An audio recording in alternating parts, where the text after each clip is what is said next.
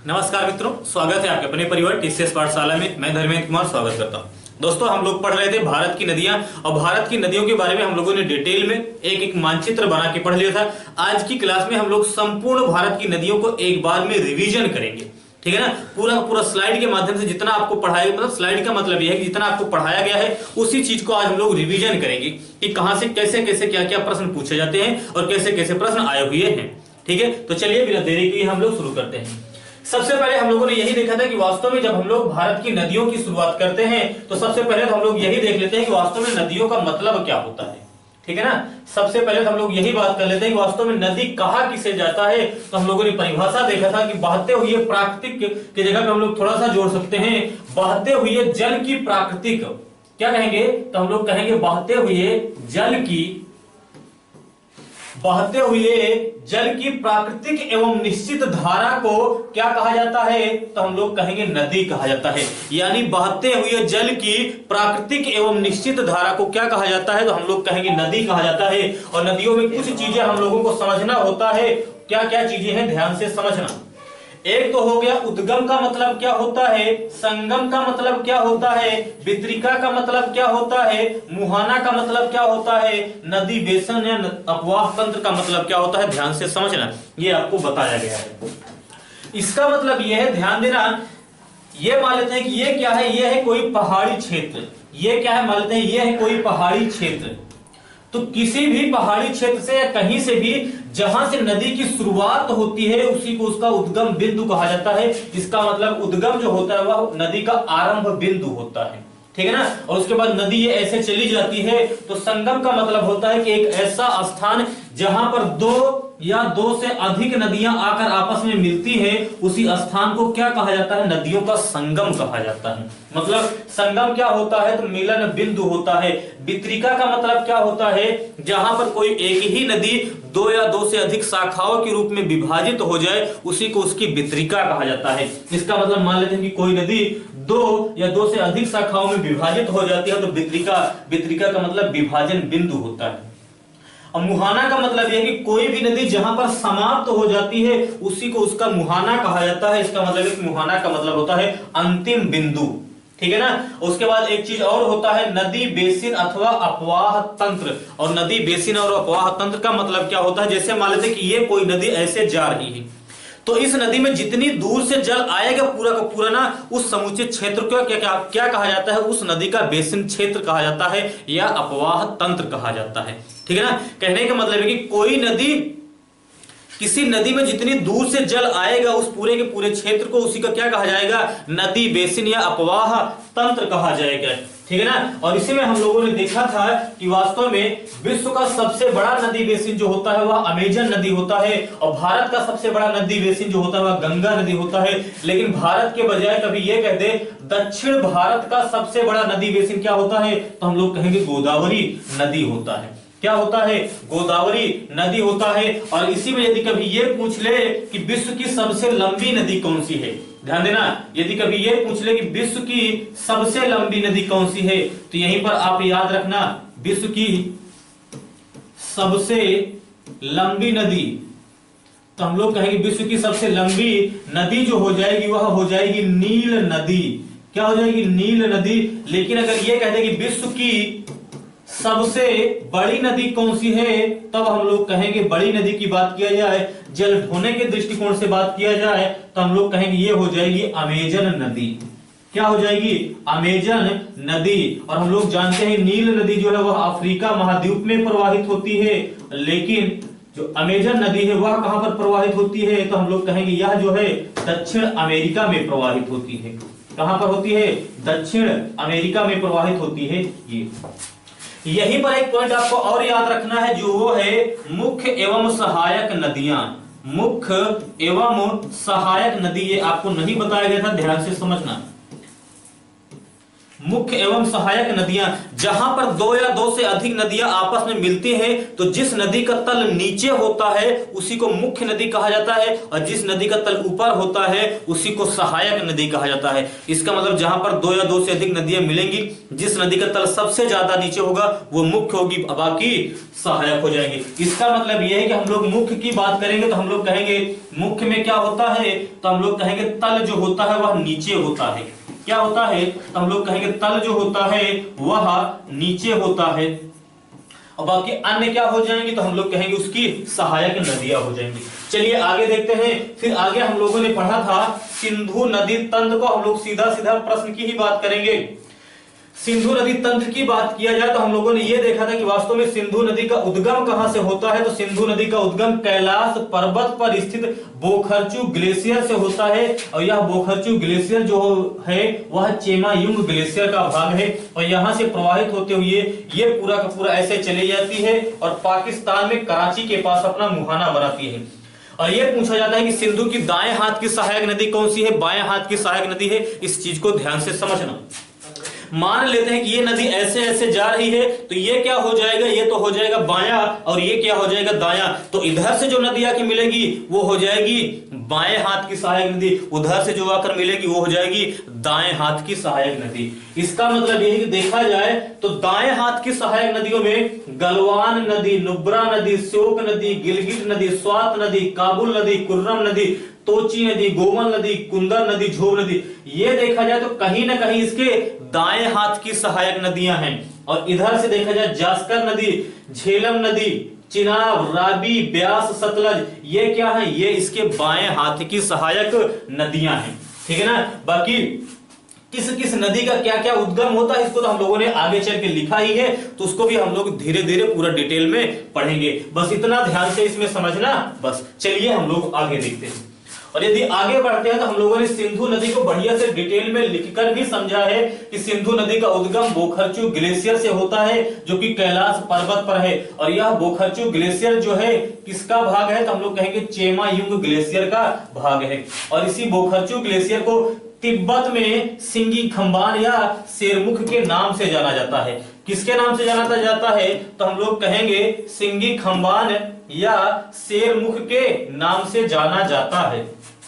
और ये मुहाना कहां पर बनाता है, तो पाकिस्तान, अरब सागर में, पाकिस्तान के पास कराची में। ठीक है ना। लंबाई कितनी है, 2880 किलोमीटर है। और भारत में इसकी लंबाई कितनी है, तो भारत में इसकी लंबाई जो है वह 709 किलोमीटर है। लेकिन यह पीओके वाले क्षेत्र में भी प्रवाहित होती है, और पीओके वाले क्षेत्र को भी ले लिया जाए तो भारत की कुल लंबाई भारत में इसकी कुल लंबाई हो जाती है 1114 किलोमीटर, यानी पीओके के साथ में इसकी लंबाई 1114 किलोमीटर। इसका मार्ग कैसा है, तो सबसे पहले तिब्बत में प्रवाहित होती है, तिब्बत के बाद भारत में आती है, भारत के बाद पाकिस्तान में चली जाती है, और पाकिस्तान के बाद अरब सागर में ये मुहाना बनाती है।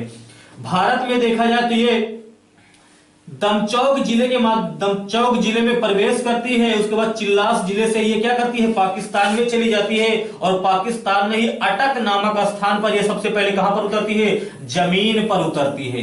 कहां पर, जमीन पर उतरती है। और हम लोग जानते हैं कि भारत में यह लद्दाख एवं जास्कर श्रेणियों के मध्य प्रवाहित होती है। भारत में यह लद्दाख एवं जास्कर श्रेणियों के मध्य प्रवाहित होती है। और हम लोग जानते हैं इसी सिंधु नदी के किनारे ही लेह भी बसा हुआ है, क्योंकि यह भी प्रश्न पूछा जाता है कि कौन सा शहर किस नदी के किनारे है। चले आगे, चलो थोड़ा सा शेयर करते रहिएगा ताकि ज्यादा से ज्यादा लोग जुड़ जाएं। ठीक है ना। अब हम लोग बात कर लेते हैं सिंधु नदी तंत्र की। और यदि सिंधु नदी का मतलब ये है, सिंधु नदी जो है वह भारत एवं पाकिस्तान के बीच में विवादित है, इसलिए 1960 में एक समझौता हुआ जिसे कहा ही जाता है सिंधु नदी तंत्र। और इस सिंधु नदी या जो सिंधु नदी तंत्र हुआ था, इसमें अध्यक्षता किसने किया था, तो विश्व बैंक ने किया था। इसमें क्या निर्णय लिया गया था, तो इसमें निर्णय लिया गया था सिंधु, झेलम एवं चिनाब का 80% जल जो है वह पाकिस्तान यूज करेगा, बचा हुआ 20% भारत यूज करेगा। लेकिन ब्यास, राबी, ब्यास एवं सतलज का 80% जो है वह भारत यूज करेगा, बचा हुआ पाकिस्तान यूज करेगा। ठीक है। चलिए हम लोग अब आगे बात करते हैं। आगे हम लोग यदि बात करते हैं तो ये आता है झेलम नदी। ध्यान से समझना, क्या आएगा तो हम लोग कहेंगे झेलम नदी आएगा। ध्यान से समझना, क्या आएगा तो हम लोग कहेंगे झेलम नदी आएगा। और झेलम नदी की बात किया जाए तो हम लोग इसको यहीं से समझ लेते हैं कि ये है झेलम नदी। झेलम नदी का उद्गम जो होता है वह शेषनाग झील या बेरीनाग झरने से होता है। यहां से निकलने के बाद ये जब आगे बढ़ता है तो उलर झील में प्रवेश करके उलर झील में बहते हुए फिर आगे जाता है और फिर इधर से चिनाब जो आती है, चिनाब में मिल जाता है, फिर यही आगे जाके सिंधु में मिल जाती है। और इसी के किनारे देखा जाए तो श्रीनगर बसा हुआ है और यह बूलर झील में प्रवेश करके आगे जाती है। और किशन गंगा इसकी सहायक नदी है। साथ ही साथ किशन गंगा को क्या कहा जाता है, पीओके वाले क्षेत्र में नीलम नदी कहा जाता है। ठीक है ना, क्या कहा जाता है तो हम लोग कहेंगे नीलम नदी कहा जाता है। तो चलिए हम लोग झेलम नदी के बारे में क्या कर लेते हैं, सीधा सीधा पढ़ लेते हैं। झेलम नदी का उद्गम कहां से होता है? पहले झेलम नदी को इतिहास में या प्राचीन काल में क्या कहा जाता था, बेतस्ता नदी कहा जाता था। इसका उद्गम शेषनाग झील व बेरीनाग झरने से होता है। चिनाब की क्या है, यह एक सहायक नदी है। श्रीनगर इसी के किनारे बसा हुआ है, अभी हम लोगों ने देखा। और क्या विशेषता है तो बूलर झील में प्रवेश करके आगे बढ़ती है, ये भी हम लोगों ने देखा। और क्या देखा, किशन गंगा इसकी सहायक नदी है। और इसी किशन गंगा को पाकिस्तान में क्या कहा जाता है, पाकिस्तान में नीलम कहा जाता है। पाकिस्तान का मतलब है कि पीओके वाले क्षेत्र में नीलम कहा जाता है। ठीक है ना, तो चलिए हम लोग अब यहीं से आगे बढ़ते हैं। झेलम नदी की कहानी हो गई समाप्त। अब हम लोग बात कर लेते हैं किसकी, तो हम लोग बात करेंगे चिनाब नदी की। और चिनाब नदी को भी पहले मानचित्र में समझते हैं। इसका उद्गम जो होता है वह बाड़ालाचे दर्रे से चंद्रा एवं भागा के रूप में होता है। और हिमाचल प्रदेश में यह तंडी नामक स्थान पर आपस में मिल जाते हैं, तब इसी को क्या कहा जाता है, तब इसी को कहा जाता है चिनाब नदी। और ये फिर आगे बढ़ते हुए यहीं से जाता है जम्मू कश्मीर, यहीं पर है जम्मू कश्मीर के पास से ऐसे ये आगे चला जाता है। ठीक है ना, तो जम्मू कश्मीर देखा जाए तो इसी नदी के किनारे बसा हुआ है। यहीं पर देखा जाए तो एक बांध बनाया जा रहा है, रियासी बांध। और यह विश्व का सबसे ऊंचा रेलवे पुल है, सॉरी एक पुल बनाया जा रहा है जिसका नाम है रियासी, और रियासी नामक स्थान पर ही है। तो यह विश्व का सबसे ऊंचा रेलवे पुल है जिसकी ऊंचाई 395 मीटर है। और इसी जम्मू कश्मीर में यहीं पर देखा जाए तो 3 जल विद्युत परियोजनाएं हैं जो कि इसी नदी पर हैं, दुलहस्ती, सलाल, बगली हार। ठीक है, तो चलिए हम लोग सीधा सीधा चिनाब नदी के बारे में वहां पर पढ़ लेते हैं। ये क्या हो गया, चिनाब। अभी हम लोगों ने क्या क्या देखा चिनाब के में मानचित्र के माध्यम से, तो हम लोगों ने देखा कि चिनाब नदी का उद्गम, इसको प्राचीन काल में आस्किनी कहा जाता था। उद्गम बाड़ालाचा दर्रे से हिमाचल प्रदेश से होता है। इसी नदी के किनारे जम्मू कश्मीर बसा हुआ है। रियासी में चिनाब नदी पर विश्व का सबसे ऊंचा, ध्यान देना, विश्व का सबसे ऊंचा रेलवे पुल बनाया जा रहा है। ऊंचाई कितनी है, 395 मीटर है। और जम्मू कश्मीर में इसी नदी पर दुलहस्ती, बगलिहार एवं सलाल नामक क्या है, जल विद्युत परियोजना भी है। और अभी जो यूपी पेट का एग्जाम हुआ था उसमें ये पूछ लिया गया था कि सलाल जल विद्युत परियोजना किस नदी पर है, तो हम लोग कहेंगे चिनाब नदी पर है। और फिर मैंने पहले भी बताया कि इसका उद्गम जो होता है वह चंद्रा एवं भागा के रूप में होता है। और जब यही दोनों जो होती हैं हिमाचल प्रदेश के तंडे में मिल जाती है तब इसी को चिनाब कहा जाता है। और हम लोग ये भी जानते हैं कि चिनाब नदी को ही हिमाचल प्रदेश में चंद्रभागा कहा जाता है। क्या कहा जाता है, चंद्रभागा कहा जाता है। ठीक है ना, तो चलिए हम लोग आगे देखते हैं। आगे हम लोग बढ़ते हैं तो कौन सी नदी है, तो हम लोग कहेंगे आगे देखा जाए तो रावी नदी है। कौन सी नदी है, तो हम लोग कहेंगे रावी नदी है। चलिए हम लोग रावी नदी को भी इसमें देख लेते हैं। तो ये है रावी नदी। उद्गम कहां से होता है, तो हम लोग कहेंगे इसका उद्गम होता है रोहतांग दर्रे से, और आगे जाके ये भी चिनाब में मिल जाती है। ठीक है ना, तो चलिए हम लोग रावी नदी के बारे में देख लेते हैं। रावी नदी को इतिहास में परुसड़ी या इरावती कहा जाता है। उद्गम रोहतांग दर्रे से होता है। यह चिनाब की सहायक नदी है। और ब्यास को इतिहास में क्या कहा जाता है, तो हम लोग कहेंगे ब्यास को ही कहा जाता है बिपाशा नदी। और इसका यह रोहतांग दर्रे के व्यासकुंड नामक स्थान से निकलती है। इसका उद्गम और मुहाना दोनों भारत में है। और यह क्या है, सतलज नदी की सहायक नदी है। और हरिके बैराज नामक स्थान पर यह नदी मिलती है और वहीं से देखा जाए तो एक नहर निकली है, इंदिरा नहर निकलती है। और यह इंदिरा नहर जो है विश्व की सबसे लंबी नहर है। ध्यान देना, भारत की नहीं, इंदिरा नहर विश्व की सबसे लंबी नहर है। और कहां पर प्रवाहित होती है? राजस्थान में। और राजस्थान में भी देखा जाए तो राजस्थान की में मुख्य रूप से मरुस्थलीय क्षेत्रों में प्रवाहित होती है।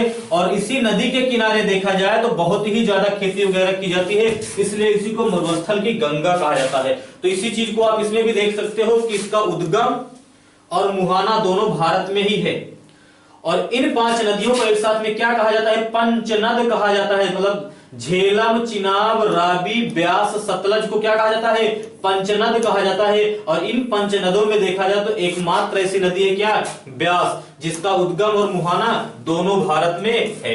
ठीक है ना? तो कहां तक हो गया? तो हम लोगों ने देख लिया ब्यास नदी तक। अब हम लोग पढ़ते हैं अगला। ठीक है, चलिए। फिर है सतलज नदी। कौन सी नदी है? सतलज नदी है। तो हम लोग सतलज नदी के बारे में भी थोड़ा सा देख लेते हैं।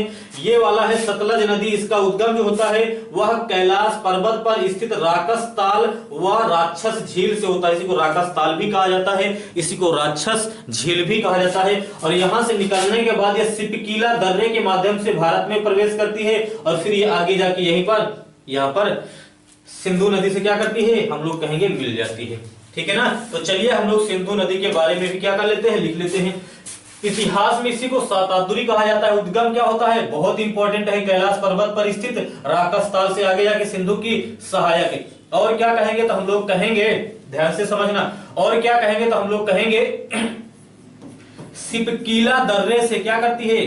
सिपकीला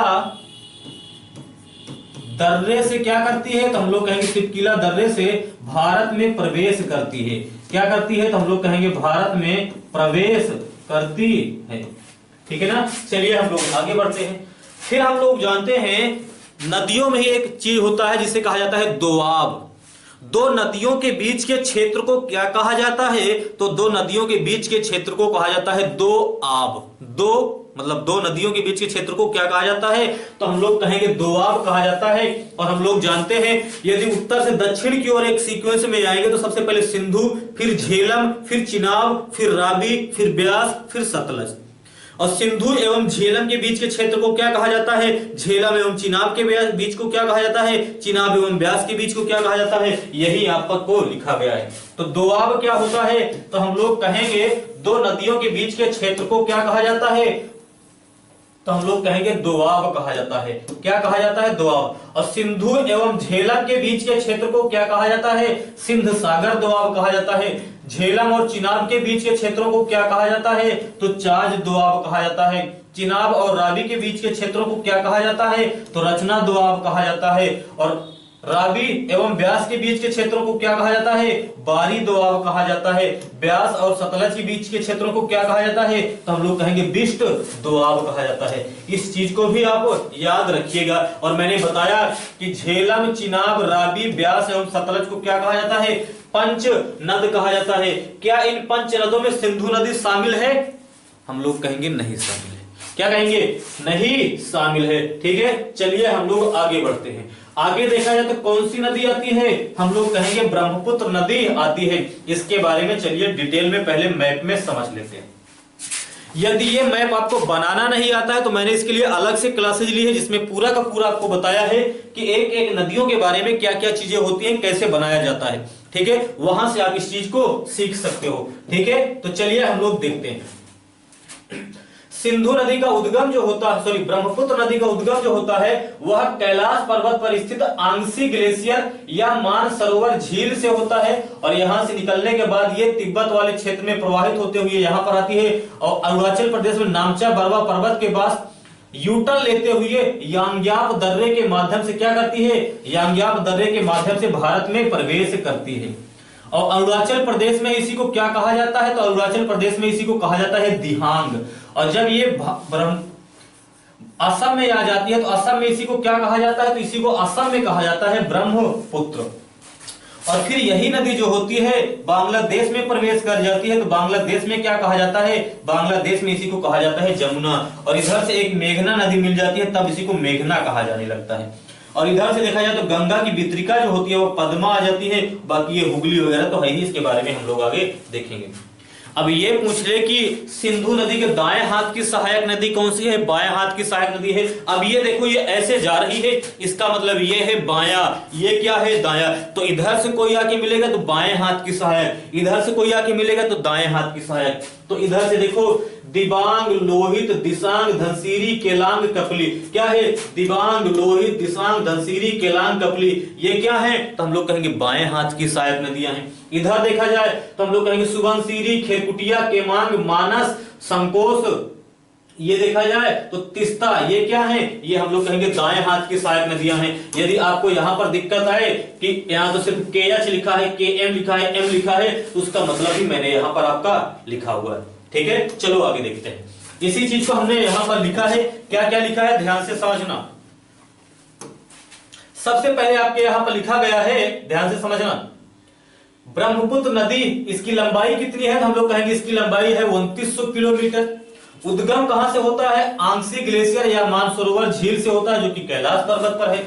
मार्ग कैसा है तो सबसे पहले तिब्बत में प्रवाहित होती है, तिब्बत के बाद भारत में जाती है, और भारत के बाद ये बांग्लादेश में जाती है, और बांग्लादेश के बाद बंगाल की खाड़ी में अपना मुहाना बनाती है।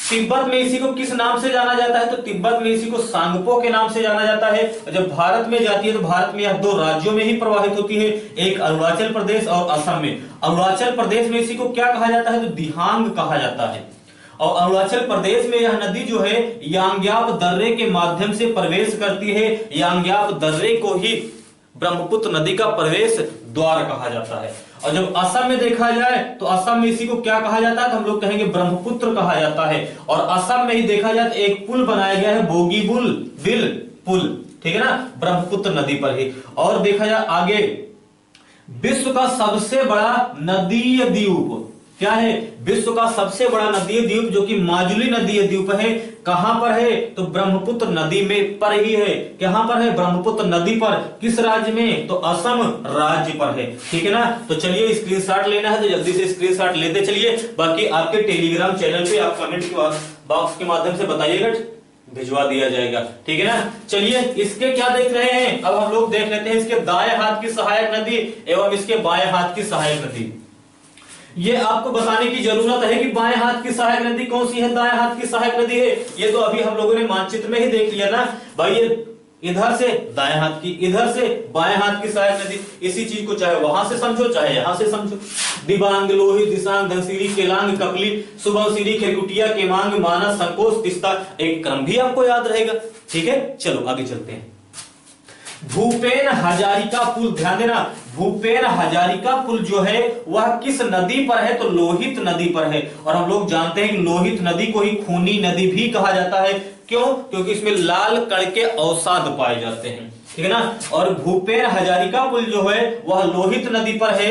यह पुल किसको किसको जोड़ता है तो अरुणाचल प्रदेश के ढोला को असम के सादिया से जोड़ता है। और इस पुल की लंबाई कितनी है तो हम लोग कहेंगे 9.15 किलोमीटर। इसकी क्या विशेषता है, इसे ढोला सादिया पुल भी कहा जाता है, साथ ही साथ भारत का सबसे लंबा रेलवे पुल है, भारत का सबसे लंबा रेलवे पुल है। आगे चले, चलो आगे बढ़ते हैं। तो ये है सुंदरवन का डेल्टा, क्या है तो हम लोग कहेंगे सुंदरवन का डेल्टा। इसके बारे में भी हम लोगों ने देखा था, और यहां पर मैंने आपको एक चीज लिखा दिया था कि 1987 में इसे विश्व विरासत सूची में शामिल किया गया, लेकिन इसको कर लेना 1988 में क्या किया जाता है, विश्व विरासत सूची में शामिल किया जाता है। और क्या किया गया तो हम लोग कहेंगे 1984 में क्या किया गया, 1984 में नेशनल पार्क घोषित कर दिया गया। क्या किया गया तो हम लोग कहेंगे नेशनल पार्क या क्या कहेंगे राष्ट्रीय उद्यान क्या किया गया, घोषित कर दिया गया। और इसकी क्या विशेषता है तो हम लोग कहेंगे यहीं पर बंगाल टाइगर पाए जाते हैं। क्या पाए जाते हैं तो हम लोग कहेंगे यहीं पर बंगाल टाइगर पाए जाते हैं। ठीक है, चलो आगे बढ़ते हैं। यह है गंगा नदी तंत्र, बहुत ही इंपॉर्टेंट। मैं हमेशा कहता हूं कि कोई भी एग्जाम देने जाओ गंगा नदी तंत्र को एक बार पढ़कर तभी जाओ, यहां से हमेशा एक प्रश्न पूछा ही जाता है। ध्यान से समझना, मैं आपको बताता हूं। सबसे पहला प्रश्न क्या होगा? तो सबसे पहला प्रश्न तो यही होगा कि गंगा नदी का उद्गम कहां से होता है? तो गंगा नदी का उद्गम उत्तराखंड में स्थित गंगोत्री अथवा गोमुख झील से होता है। गंगोत्री ग्लेशियर पर स्थित गोमुख झील से होता है।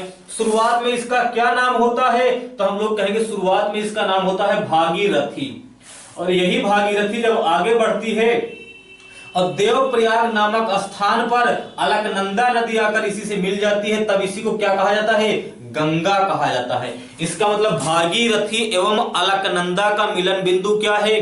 देवप्रयाग है। और देवप्रयाग में इसी का नाम क्या हो जाता है? तो हम लोग कहेंगे गंगा हो जाता है। इसमें 5 1 2 3 4 और नदियां मिलती हैं और इन्हीं जहां पर मिलती है इन्हीं स्थानों को क्या कहा जाता है? पंच प्रयाग। जैसे धौली गंगा विष्णु प्रयाग, नंदाकिनी नंद प्रयाग, पिंडारी कर्ण प्रयाग, मंदाकिनी रुद्र प्रयाग। तो अगर कभी ये पूछ ले कि पंच प्रयाग में कौन कौन से शामिल होते हैं, तो विष्णु प्रयाग, नंद प्रयाग, कर्ण प्रयाग, मंदाकिनी रुद्र प्रयाग एवं देव प्रयाग। ठीक है, फिर से ध्यान से समझना, विष्णु प्रयाग, नंद प्रयाग, कर्ण प्रयाग, रुद्र प्रयाग, देव प्रयाग। ठीक है, चलो आगे बढ़ते हैं। और फिर यदि यह कह दे कि गंगा नदी सबसे पहले मैदान पर कहां पर पहुंचती है, तो हरिद्वार में सबसे पहले ये मैदान पर उतरती है। इसके पहले तो ये पर्वतीय क्षेत्रों में प्रवाहित होती है। यही कारण है कि हरिद्वार जब भी जो लोग जाते हैं यहाँ पर हमेशा ठंडा पानी मिलता है, क्योंकि ये नदी जो होती है वह ग्लेशियर से निकलती है। और यहां पर गंगा नदी जो होती है वह बिल्कुल शुद्ध रूप में पाई जाती है। कैसे पाई जाती है? बिल्कुल शुद्ध रूप में पाई जाती है। तो सीधी सी बात है, देवप्रयाग हो गया, हरिद्वार में ये सबसे पहले मैदान में उतरती है।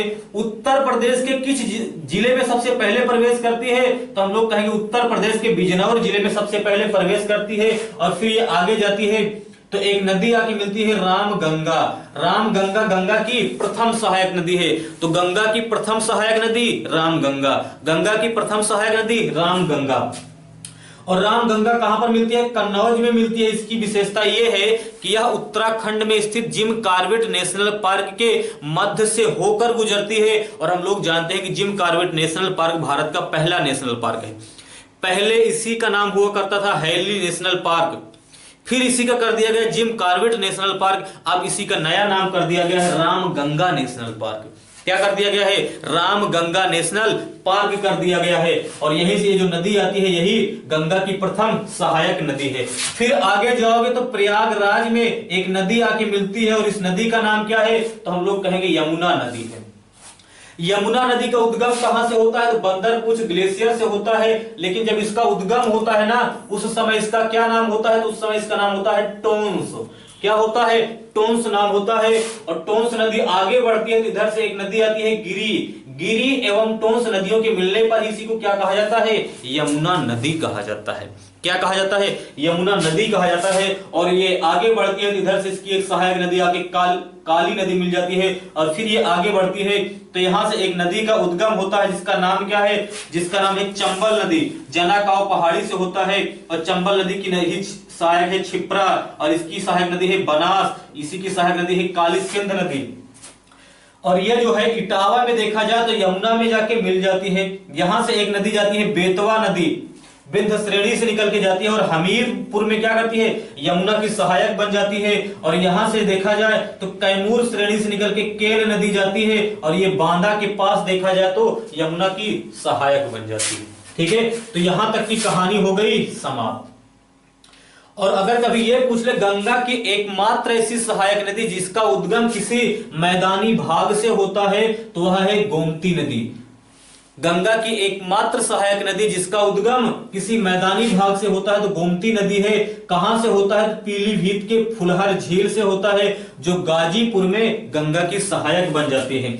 फिर ये कहा जाए गंगा की सबसे बड़ी सहायक नदी, ध्यान देना, गंगा की सबसे लंबी सहायक नदी तो यमुना नदी है, लेकिन गंगा की सबसे बड़ी सहायक नदी की बात किया जाए तो घाघरा नदी है। कौन सी नदी है? तो हम लोग कहेंगे गंगा की सबसे बड़ी सहायक नदी देखा जाए तो घाघरा नदी है। लेकिन घाघरा नदी जो नाम पड़ता है इसका बाराबंकी से पड़ता है। उसके पहले यह 2 शाखाओं के रूप में होती है। एक को कहा जाता है शारदा नदी, एक को कहा जाता है सरयू नदी। ध्यान देना, शारदा नदी पहले काली नदी होती है जो नेपाल वाले क्षेत्र से आती है, नेपाल और उत्तराखंड के सीमा पर बहते हुए आती है। जब यही काली नदी उत्तर प्रदेश में पीलीभीत जिले में प्रवेश कर जाती है तब इसी को नाम कहा जाता है क्या, शारदा नदी। यानी जब ये पीलीभीत में प्रवेश कर जाती है उत्तर प्रदेश में, तो उत्तर प्रदेश में इसी को क्या कहा जाता है, शारदा नदी कहा जाता है। और इसी शारदा नदी को नेपाल में क्या कहा जाता है, तो काली नदी कहा जाता है। और यही काली अथवा शारदा नदी जब बाराबंकी में सरयू नदी से मिल जाती है तब इसी को क्या कहा जाता है,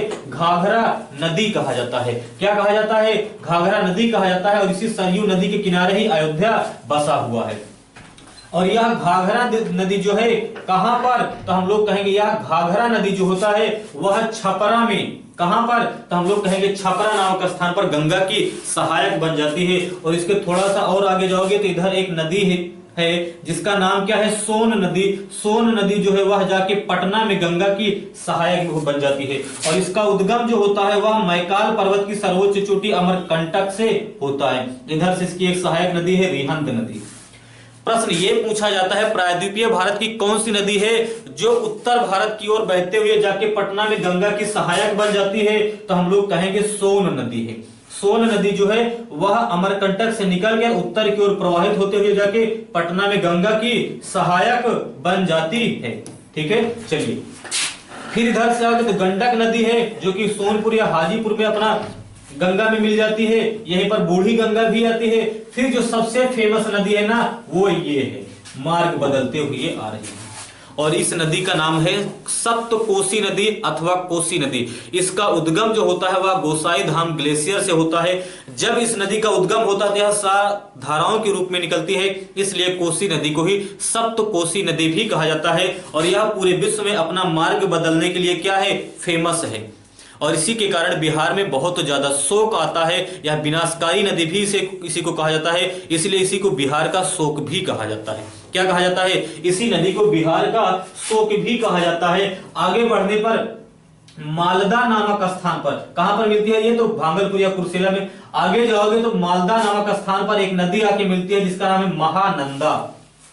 और महानंदा जो है वह गंगा की सबसे पूर्वी बाएं हाथ की सहायक नदी है। कैसी है, सबसे बाएं पूर्वी मतलब गंगा की सबसे पूर्वी बाएं हाथ की सहायक नदी है जिसका उद्गम कंचनजंगा से होता है। और ये थोड़ा सा आगे बढ़ के गंगा नदी 2 भागों में विभाजित हो जाती है। इसकी एक वितरिका को तो हुगली कहा जाता है और एक वितरिका जो कि बांग्लादेश में चली जाती है उसी को पद्मा कहा जाता है। और ये पद्मा आगे देखा जाए तो ब्रह्मपुत्र, जिसे यहाँ पर जमुना कहा जाता है, इससे मिलती है। और फिर ये मेघना से मिलती है और ये फिर यहाँ पर जाके सुंदरवन के डेल्टा का निर्माण करते हैं। और हम लोग जानते हैं कि सुंदरवन का डेल्टा जो है विश्व का सबसे बड़ा डेल्टा है, जिसका अधिकांश भाग बांग्लादेश में है और कुछ भाग भारत के पश्चिम बंगाल में है। ठीक है, तो यहां तक हुआ। इधर से देखा जाए तो छोटा नागपुर के पठार से एक नदी का उद्गम होता है और यही छोटा नागपुर के पठार से निकलने के बाद ये नदी जाके यहाँ पर पश्चिम बंगाल में हुगली की सहायक बन जाती है। ठीक है, तो ये हो गया गंगा नदी तंत्र। चलिए हम लोग इसी के बारे में थोड़ा सा जो लिखा हुआ कंटेंट है हम लोग इसको भी देख लेते हैं, क्या क्या लिखा हुआ है, ध्यान से समझना। यदि गंगा नदी की बात किया जाए तो इसका उद्गम जो होता है वह गोमुख या गंगोत्री ग्लेशियर से होता है जो कि उत्तराखंड में है। मुहाना कहां पर बनाता है, तो हम लोग कहेंगे बीओबी यानी बंगाल की खाड़ी में बनाता है। इसका मार्ग कैसा है, तो हम लोग कहेंगे सबसे पहले उत्तराखंड में, फिर उत्तर प्रदेश में, फिर बिहार में, फिर झारखंड में, फिर पश्चिम बंगाल में, फिर आगे जाके बंगाल की खाड़ी में अपना मुहाना बनाता है। यानी कितने राज्यों में, तो हम लोग कहेंगे 5 राज्यों में प्रवाहित होती है। लेकिन सबसे लंबी दूरी किस राज्य में तय करती है, तो हम लोग कहेंगे सबसे लंबी दूरी जो है वह उत्तर प्रदेश में तय करती है। इसकी लंबाई कितनी है, 2525 किलोमीटर है। तो यह भारत की सबसे लंबी नदी भी है। और 4 नवंबर 2008 को इसी को क्या किया गया, राष्ट्रीय नदी घोषित कर दिया गया। और इसी नदी में देखा जाए तो सूसू डॉल्फिन पाई जाती है। सूसू डॉल्फिन नामक एक जलीय जीव पाया जाता है जिसे 2010 में क्या किया गया, राष्ट्रीय जलीय जीव घोषित कर दिया गया। सूसू डॉल्फिन की क्या विशेषता पाई जाती है, तो हम लोग कहेंगे इसमें बैक्टीरियोफेज नामक वायरस पाया जाता है। या सूसू डॉल्फिन जो होती है वह बैक्टीरियोफेज नामक वायरस को छोड़ती रहती हैं। और ये बैक्टीरियोफेज वायरस जो होते हैं वो क्या करते हैं, जीवाणुओं को समाप्त कर देते हैं। क्या कर देते हैं, जीवाणुओं को समाप्त कर देते हैं। ठीक है, चलिए आगे बात करते हैं। फिर आगे आ जाता है प्रायद्वीपीय भारत की नदियां। क्या आ जाता है? तो हम लोग कहेंगे आ जाता है प्रायद्वीपीय भारत की नदियां। चलिए हम लोग आगे देखते हैं प्रायद्वीपीय भारत की नदियों के बारे में। सबसे पहले देखते हैं लूनी नदी। उद्गम कहां से होता है? तो हम लोग कहेंगे अरावली पर्वत से होता है, और अरावली पर्वत के नाग पहाड़ी से होता है। मुहाना कहां पर? तो हम लोग कहेंगे कच्छ के रण में। यानी यहां से देखा जाए तो अरावली पर्वत के नाग पहाड़ी से इसका उद्गम होता है, लेकिन जब इसका उद्गम होता है तब इसका नाम होता है सागरमती। और इधर से एक नदी जाती है जिसका नाम है सरस्वती, और ये गोविंदगढ़ नामक स्थान पर सागरमती एवं सारावती नदी, सरस्वती नदी मिल जाती है, तब इसी को कहा जाता है लूनी नदी। और ये लूनी नदी ऐसे प्रवाहित होते हुए चली जाती है और सांभर झील में क्या करके प्रवेश करके फिर ये आगे जाती है। और ये जो कच्छ का रण है इस वाले क्षेत्र में क्या करती है? यहीं पर समाप्त हो जाती है। और ये क्या है? यह एक अंतःस्थलीय नदी है। तो क्या क्या विशेषताएं हैं? राजस्थान की मुख्य नदी है, सांभर झील में प्रवेश करके आगे बढ़ती है, बाड़मेर बलोत्रा नामक स्थान पर क्या हो जाता है? खारी हो जाती है या लवणीय हो जाती है। यानी भारत की एकमात्र ऐसी नदी है जो कि लवणीय नदी है। बाकी नदी का जो जल होता है वह स्वच्छ होता है, पीने योग्य होता है। हम लोग ना पिए वो अलग बात है, लेकिन जीव जंतुओं तो भी पीते हैं, इसका मतलब है कि वो पीने योग्य होता है। और यह क्या विशेषता है इसकी? और तो अंतर प्रवाह वाली नदी है। इसका मतलब ये किसी महासागर में जाके अपना मुहाना नहीं बनाती है, स्थल से ही निकलती है और स्थल में ही समाप्त हो जाती है। ठीक है, इसकी लंबाई कितनी है ये हम लोगों ने देखा। इसकी सहायक नदियों की बात करें तो हम लोग कहेंगे बांदी, सुकरी, जवाई, ये इसकी सहायक नदियां हैं। ठीक है, चलिए हम लोग आगे बात करते हैं। तो एक है साबरमती नदी, और इसका उद्गम उदयगढ़ पहाड़ी से होता है। और ये उदयगढ़ पहाड़ी जो है वह अरावली पर्वत का ही भाग है जो कि राजस्थान में है। इस मुहाना कहां पर बनाती है? तो हम लोग कहेंगे खंभात की खाड़ी में अपना मुहाना बनाती है। और इसका सबसे इंपॉर्टेंट पॉइंट ये है कि इसी नदी के किनारे ही देखा जाए तो अहमदाबाद एवं गांधीनगर इसी के किनारे बसे हुए हैं। इसकी सहायक नदियों की बात करें हथमास, पाकल एवं साई है। ठीक है, इसमें सबसे ज्यादा इंपॉर्टेंट ये वाला पॉइंट है, आप याद रखिएगा। ठीक है, चलिए आगे चलते हैं।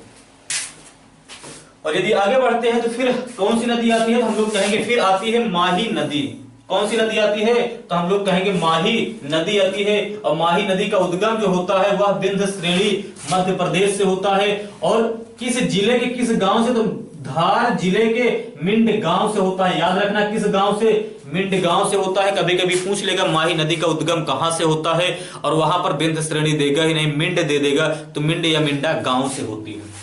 मुहाना खंभात की खाड़ी में बनाती है। इसका मार्ग क्या है? तो हम लोग कहेंगे सबसे पहले तो मध्य प्रदेश में प्रवाहित होती है, उसके बाद राजस्थान में, फिर गुजरात में, फिर खंभात की खाड़ी में जाके अपना मुहाना बनाती है। इसकी सबसे बड़ी विशेषता क्या है? तो कर्क रेखा को 2 बार काटती है। विश्व की एकमात्र ऐसी नदी है जो कर्क रेखा को 2 बार काटती है।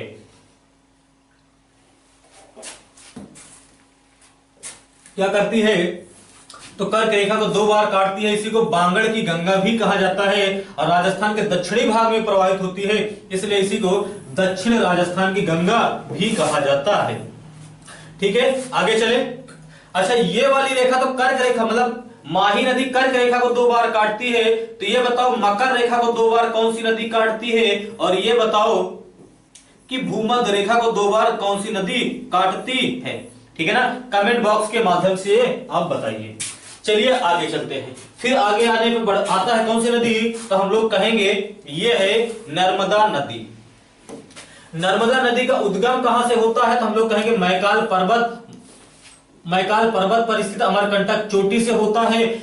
मुहाना कहां पर बनाता है? तो खंभात की खाड़ी में मुहाना बनाता है। और इसी के मुहाने पर देखा जाए तो गुजरात का भड़ाउच एवं अंकलेश्वर जो है इसी के तट पर बसा हुआ है। लंबाई कितनी है? 1312 किलोमीटर है। और प्रायद्वीपीय भारत की सबसे लंबी पश्चिमी प्रवाह वाली नदी है। पश्चिमी प्रवाह का मतलब है कि पूर्व से पश्चिम की ओर आती है। कहां से? पश्चिम से पूर्व की ओर, मतलब पूर्व से पश्चिम की ओर जाती है। तो सबसे पहले मध्य प्रदेश में, फिर महाराष्ट्र में, फिर गुजरात में, फिर खंभात की खाड़ी में मुहाना बनाती है। ठीक है ना। और इसकी सहायक नदियों की बात करें, हिरन, तावा, गाय, दूधी। अब दाएं बात की टेंशन ही नहीं आएगी, इधर से तो दाएं, इधर से आके मिलेगी तो बाएं। तो ये इसकी बाएं हाथ की सहायक नदियां हैं, ये इसकी दाएं हाथ की सहायक नदियां हैं। और मध्य प्रदेश में जबलपुर में देखा जाए तो इसी नदी पर धुआंधार जलप्रपात भी स्थित है। ठीक है, चलो आगे बढ़ते हैं।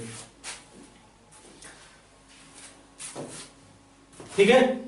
फिर आता है तापी नदी। कौन सी नदी आएगा? तो हम लोग कहेंगे फिर आएगा तापी नदी। अब ध्यान से समझना, तापी नदी की बात किया जाए तो तापी नदी का उद्गम जो होता है वह सतपुड़ा पहाड़ी से होता है या मध्य प्रदेश के बैतूल झील से होता है, ठीक है ना। मुहाना खंभात की खाड़ी में है और सूरत जो है वह इसी नदी के मुहाने पर ही बसा हुआ है। यह भी एक पश्चिमी प्रवाह वाली नदी है नर्मदा के समान। और नर्मदा एवं तापी नदी की विशेषता यह है कि ये दोनों नदियां जो होती है वह दरार घाटी से होकर प्रवाहित होती हैं और ऐसी नदियां जो दरार घाटी से होकर प्रवाहित होती हैं वह डेल्टा नहीं बनाती हैं, डेल्टा नहीं बनाती है, लेकिन जहां पर मुहाना बनाती है, समाप्त होती हैं, उनके तट को देखा जाए तो थोड़ा सा मटमैला कर देती है, पानी को थोड़ा सा गंदा कर देती हैं, जिसे कहा जाता है एस्चुरी डेल्टा या ज्वारनदमुख डेल्टा। इसका मतलब डेल्टा नहीं बनाती लेकिन एस्चुरी या ज्वारनदमुख डेल्टा बनाती है। मार्ग की बात करें सबसे पहले मध्य प्रदेश में, फिर महाराष्ट्र में, फिर गुजरात में, फिर खंभात की खाड़ी में मुहाना। क्रम से हम लोगों ने देखा था कि सबसे उत्तर में सिंधु नदी तंत्र है, फिर गंगा नदी तंत्र है, फिर विंध्याचल पर्वत मिलता है, फिर नर्मदा नदी मिलता है। नर्मदा नदी के दक्षिण में देखा जाए सतपुड़ा, फिर तापी, फिर अजंता पहाड़ी। इसमें प्रश्न ये खूब पूछा जाता है कि नर्मदा नदी किन दो पहाड़ियों के बीच में प्रवाहित होती है? तो नर्मदा नदी के उत्तर में विंध्याचल पर्वत है और नर्मदा नदी के दक्षिण में देखा जाए तो सतपुड़ा पर्वत है। क्या है? तो हम लोग कहेंगे सतपुड़ा पर्वत है। और तापी नदी के उत्तर की बात किया जाए तो सतपुड़ा पर्वत है और तापी नदी के दक्षिण में देखा जाए तो अजंता पहाड़ी है। ठीक है, चलो आगे देखते हैं। फिर आगे यदि हम लोग बढ़े तो ध्यान देना, आगे यदि हम लोग बढ़ते हैं तो कौन सी नदी आती है? तो हम लोग कहेंगे सारावती नदी आती है। इसका उद्गम जो होता है पश्चिमी घाट कर्नाटक के शिवमोगा जिले से होता है। मुहाना कहां पर बनाता है? तो अरब सागर में मुहाना बनाता है। लेकिन इसकी सबसे बड़ी विशेषता है कि जोग गरसोप्पा जलप्रपात जो है कर्नाटक में इसी नदी पर है। फिर है पेरियार नदी। इसका उद्गम जो होता है वह पश्चिमी घाट से होता है, मुहाना अरब सागर में है। इसकी सिर्फ एक ही विशेषता है कि यह केरल की मुख्य नदी है। और मैंने आपको पहले भी बताया था कि जहां कहीं भी पेरियार आ जाए समझ लेना उसका संबंध जो है वह केरल राज्य से ही है। किससे है? तो हम लोग कहेंगे केरल राज्य से है। आगे बढ़ते हैं, ठीक है ना, आगे बढ़ते हैं। और आगे कौन सी नदी आ गई है? तो ध्यान से समझना। अब आगे आती है दामोदर नदी। कौन सी नदी? दामोदर नदी। इसका उद्गम जो होता है वह छोटा नागपुर के पठार से होता है। वहीं पर एक स्थान है चूला पानी नामक स्थान, वहीं से होता है। मुहाना तो हम लोग कहेंगे पश्चिम बंगाल में हुगली की सहायक बन जाती है। और इसकी क्या विशेषता है? तो यह एक प्रदूषित नदी है। इसी को बंगाल का शोक भी कहा जाता है, इसी को जीवाश्म नदी भी कहा जाता है, क्योंकि यह इसमें जीव के अंश पाए जाते हैं। सहायक नदियों में बात करें तिलैया, कोनार, बराकर, जमुनिया एवं नुनिया इसकी सहायक नदी है। फिर हम लोगों ने देखा था एक अजय नदी है, एक कसाई नदी है। यह भी छोटा नागपुर के पठार से निकलकर पश्चिम बंगाल में हुगली की सहायक बन जाती है। क्या करती है? पश्चिम बंगाल में हुगली की सहायक बन जाती है। चले आगे, चल आगे बढ़ते हैं। और आगे बढ़ते हैं तो कौन सी नदी आती है देखते हैं हम लोग। स्वर्ण रेखा नदी। कौन सी नदी आती है? तो हम लोग कहेंगे ये आती है स्वर्ण रेखा नदी। ठीक है, चलिए। और स्वर्ण रेखा नदी है, उसके बाद एक बैतरणी नदी है, इसी को ब्राह्मणी नदी भी कहा जाता है। और ये दोनों नदियां जो होती हैं वह छोटा नागपुर के पठार से निकलकर बंगाल की खाड़ी में अपना मुहाना बनाती है। इसका ध्यान देना कहां पर मुहाना बनाती है, सबसे ज्यादा इंपॉर्टेंट है। फिर एक नदी आती है महानदी। इसका उद्गम जो होता है वह सिंघावा पहाड़ी व अमरकंटक चोटी से होता है, जो कि छत्तीसगढ़ में है।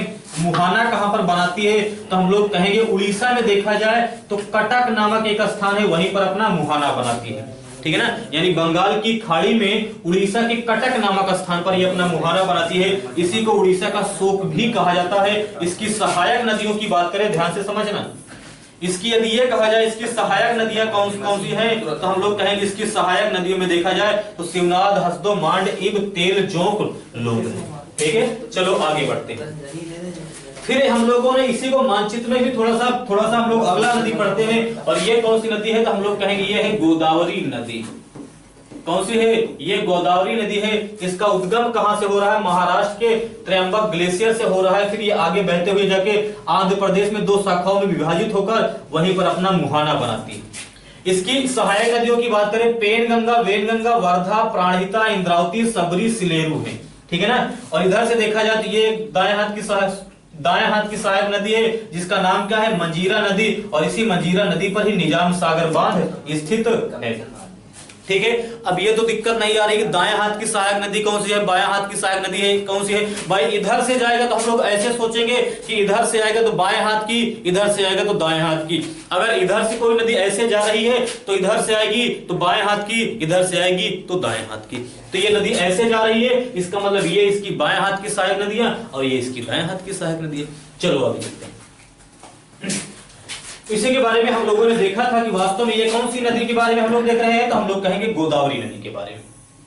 ठीक है ना, किसके नदी के बारे में, गोदावरी नदी के बारे में। इसका उद्गम त्र्यंबक ग्लेशियर जो कि महाराष्ट्र में है, मुहाना देखा जाए तो बीओबी जो कि आंध्र प्रदेश के यानी बंगाल की खाड़ी में आंध्र प्रदेश तट पर बनाता है। इसका मार्ग क्या है, सबसे पहले महाराष्ट्र की छत्तीसगढ़ एवं तेलंगाना की सीमा पर, फिर आंध्र प्रदेश में बीओबी यानी बंगाल की खाड़ी में अपना मुहाना बनाता है। लंबाई कितनी है, 1465 किलोमीटर, और यह second longest river of India है, यानी भारत की दूसरी सबसे लंबी नदी है, और longest river of south India, और दक्षिण भारत की सबसे लंबी नदी है। ठीक है, इसी को दक्षिण की गंगा अथवा दक्षिण की वृद्ध गंगा भी कहा जाता है। और क्या कहा जाता है, तो हम लोग कहेंगे इसी नदी पर देखा जाए तो मेला भी लगता है, कौन सा, कुंभ का मेला। तो कुंभ का मेला कुल 4 स्थानों पर लगता है, तो हम लोगों ने पूरा देख लिया है। एक हरिद्वार में गंगा नदी के तट पर, एक प्रयागराज में ये भी गंगा नदी के तट पर, एक उज्जैन में ये भी क्षिप्रा नदी के तट पर, एक नासिक में, और ये गोदावरी नदी के तट पर। ठीक है, चलिए इसको हम लोग आगे बढ़ते हैं। फिर आगे बढ़ते हैं तो कौन सी नदी आती है, तो हम लोग कहेंगे ये आती है कृष्णा नदी। कौन सी नदी है, तो हम लोग कहेंगे ये कृष्णा नदी है। और कृष्णा नदी के बारे में बात किया जाए, उद्गम महाबलेश्वर जो कि महाराष्ट्र में है, मुहाना बीओबी यानी आंध्र प्रदेश के तट पर ये मुहाना बनाती है। मार्ग की बात करें, सबसे पहले महाराष्ट्र, फिर कर्नाटक, फिर तेलंगाना, फिर आंध्र प्रदेश, और फिर आगे बढ़ के बंगाल की खाड़ी में अपना मुहाना बनाती है। लेंथ की बात करें, लंबाई की बात करें, लगभग 1400 किलोमीटर है, और यह third longest river of India है, यानी भारत की तीसरी सबसे लंबी नदी है, लेकिन दक्षिण भारत की दूसरी सबसे लंबी नदी है।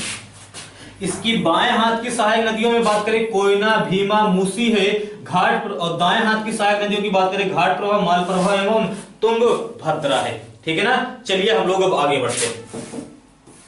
इसी चीज को हम लोग अगर मानचित्र में देखें तो क्या है, ये देख सकते हो कि यहाँ पर ये मानचित्र में भी देख सकते हो, इसका उद्गम जो हो रहा है वह महाबलेश्वर से हो रहा है, और ये जाके बंगाल की खाड़ी में अपना मुहाना बना रही है।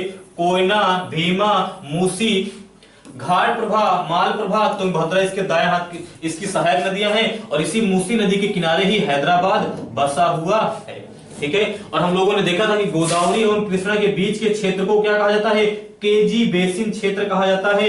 और इसी के बीच में देखा जाए तो धान वगैरह की खेती बहुत अच्छी होती है, काफी उर्वरक मिट्टी पाई जाती है। इसी क्षेत्र को क्या कहा जाता है, धान का कटोरा भी कहा जाता है। ठीक है, चलिए आगे बढ़ते हैं। फिर हम लोगों ने देखा था कि ये जो पूरी की पूरी नदियां हैं, इसको हम लोग एक ग्राफ में आसानी से कैसे बना सकते हैं। ठीक है ना, ये बिल्कुल लास्ट पॉइंट था, ध्यान से समझना। तो चलिए हम लोग इसको थोड़ा सा देख लेते हैं कि हम लोगों ने क्या क्या देखा था। चलिए, तो सबसे पहले हम लोगों ने देखा था सिंधु नदी तंत्र में कौन कौन सी नदियां हैं। फिर हम लोगों ने देखा था ब्रह्मपुत्र नदी में कौन कौन सी नदी तंत्र है। फिर देखा था गंगा नदी तंत्र की कौन कौन सी नदियां हैं।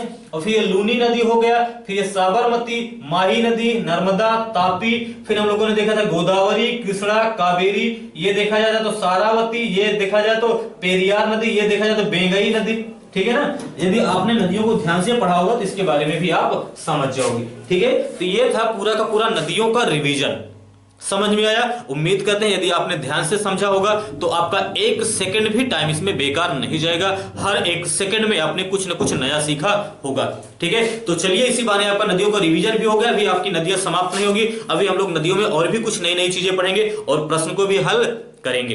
ठीक है, तो आज मैंने अभी आज तक जो नदियां पढ़ाया था उतना पूरा रिवीजन करवा दिया है। तो मिलते हैं अगली क्लास में, और ठीक है, पढ़ते रहेंगे। धन्यवाद।